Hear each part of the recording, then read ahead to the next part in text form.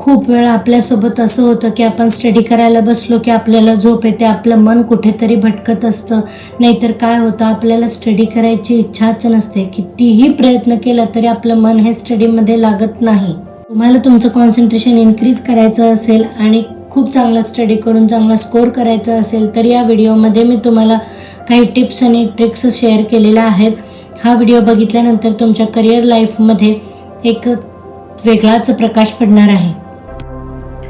पहिल्यांदा स्टडी करण्यामागचा आपला हेतू काय आहे, का आपण स्टडी करत आहोत, स्टडी केल्यानंतर आपल्याला काय मिळणार आहे, स्टडी करणं गरजेचं आहे का, या सर्व प्रश्नांची उत्तरे तुम्ही तुमच्या मनाला विचारा. तुमच्या मनातून उत्तर येईल की मी जर स्टडी केला नाही तर मी फेल होईल.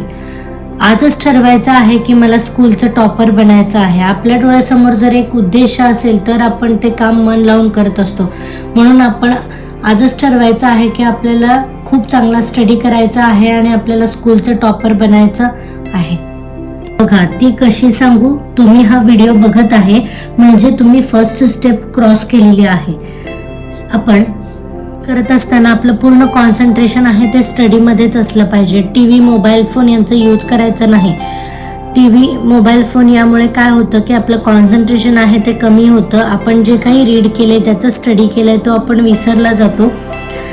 पण समजा जर तुम्ही एखाद्या PDF फाईलमधनं स्टडी करत असाल तर मोबाईल वापरणं गरजेचंच आहे. त्यावेळेस तुम्ही स्वतःवर कंट्रोल ठेवायचा आहे. स्टडी सोडून चला व्हॉट्सअपवर मेसेज आलाय 5 मिनिटं बघू आणि मग स्टडी करू असं करायचं नाही. नाहीतर काय होतं की पूर्ण वेळ हा तुमचा व्हॉट्सअप, सोशल मीडियावरती निघून जातो आणि शेवटी तुम्हाला आठवतं की आपण स्टडी करायला बसलो होतो, तो झालाच नाही. पूर्ण दिवसभर एकाच सब्जेक्टचा स्टडी कधीच करायचा नाही. एकच सब्जेक्ट घेऊन बसायचं नाही. तेच स्टडी करून आपल्याला तो सब्जेक्ट बोरिंग वाटायला लागतो आणि आपलं मन आहे ते डिमोटिवेट होतं.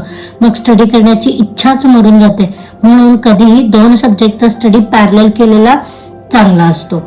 नंतर जर समजा तुमची एक्झाम असेल तर तुम्ही एकाच सब्जेक्टचा स्टडी दिवसभर केला तरी चालणार आहे, नाहीतर एक्झाम मध्ये काय लिहाल ना. नेक्स्ट बघा स्टडी टाइम टेबल. टाइम हा खूप मौल्यवान आहे. गेलेला वेळ कधीच परत येत नाही. म्हणून स्टडी करायच्या आधी आपल्याकडे आपलं टाइम टेबल असणं खूप महत्वाचं आहे. स्टडी टाइम टेबल कसं असलं पाहिजे हे मी एका व्हिडिओमध्ये डिस्कस केलेलं आहे. डिस्क्रिप्शन मध्ये मी त्या व्हिडिओची लिंक दिलेली आहे. तो व्हिडिओ बघितल्यानंतर तुम्हाला टाइम टेबल कसं असावं याची आयडिया येईल. अजून एक खूप महत्वाची गोष्ट की तुम्ही स्टडी करत असताना स्वतःचे नोट्स तयार करायचे आहेत. नोट्समुळे काय होतं की तुमचं रिव्हिजन करणं खूप इझी होतं. खूप स्टुडंट असे आहेत की खूप स्टडी करतात पण आपले स्वतःचे नोट्स बनवत नाहीत. मग काय होतं, ऐन वेळी जेव्हा एक्झाम येते त्यावेळेस त्यांच्याकडे रिव्हिजन करायला काहीच मटेरियल नसतं.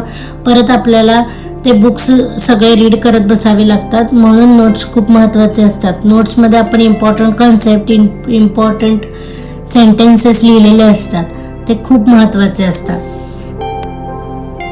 बघा स्टडी करायला बसण्याची तुमची जागा जी आहे ती फिक्स असली पाहिजे. घरामध्ये तुम्ही एक जागा फिक्स करा की जिथे बसल्यानंतर तुमचा जो स्टडी आहे तो फुल कॉन्सन्ट्रेशनने होणार आहे. पण जागा फिक्स करताना काही गोष्टी आहेत त्या लक्षात घ्या. त्या जागी शांतता असणं खूप गरजेचं आहे. बुक ठेवायला चांगली खुर्ची, टेबल असलं पाहिजे. ते नसेल तर तुम्ही एक साधा पाट घ्या आणि तुम्ही खाली बसून त्या पाटावरती तुमचे बुक्स ठेवायचे आहेत. स्टडीसाठी जे काही आवश्यक मटेरियल आहे ते जवळ ठेवायचे, म्हणजे पेन, पेन्सिल, स्केल वगैरे वगैरे. बट फास्ट फूड किंवा कोणत्याही खाण्याच्या वस्तू आहेत त्या आपल्या जवळ ठेवायच्या नाहीत. त्याने काय होतं की आपलं कॉन्सन्ट्रेशन आहे ते लूज होतं. आपलं पूर्ण लक्ष त्या खाण्याकडे जातं. म्हणून ते अवॉइड करायचं आहे. नेहमी पौष्टिक आणि संतुलित आहार घेणं खूप गरजेचं आहे. तुम्ही एक स्टुडंट आहात, तुम्हाला खूप मेंटल वर्क करायचं आहे, त्यामुळे संतुलित आहार घेणं खूप गरजेचं आहे. संतुलित आहार म्हणजे काय काय घेणार आहात बघा, म्हणजे फ्रुट्स, व्हेजिटेबल्स, मिल्क यांसारखे पदार्थ तुमच्या डाएटमध्ये असले पाहिजेत. फास्ट फूड पूर्णपणे बंद करायचं आहे. डाएट चांगलं असेल तर तुमचं शरीर चांगलं आणि सुदृढ राहील आणि तुमचं मनही प्रसन्न राहील आणि तुमच्याकडून खूप चांगला स्टडी होणार आहे. आणि स्टडी करण्यासाठी आपलं मन आणि शरीर दोन्हीही सुदृढ असणं खूप महत्वाचं आहे.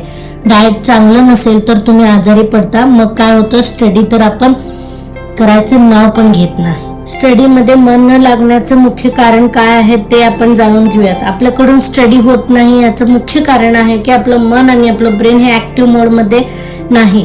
आता हे का असं होतंय ते जाणून घेऊयात. स्टडी न होण्यामागचं कारण आहे की सोशल मीडिया. आपण सतत व्हॉट्सअप, फेसबुक, इन्स्टा, रील्स बघणं यामध्ये आपला टाइम वेस्ट करत असतो. अलीकडे रील्स बघणं तर इतकं वाढलंय की तासन तास त्यात आपले निघून जातात. मोबाईल बाजूला ठेवला तरी आपल्या डोक्यामध्ये ते रील्सचे सॉन्ग सुरू असतात. आता सांगा, अशा वेळी तुमचं कॉन्सन्ट्रेशननी स्टडी होणार आहे का? तुम्ही कॉन्सन्ट्रेशननी स्टडी करायला बसू शकता का?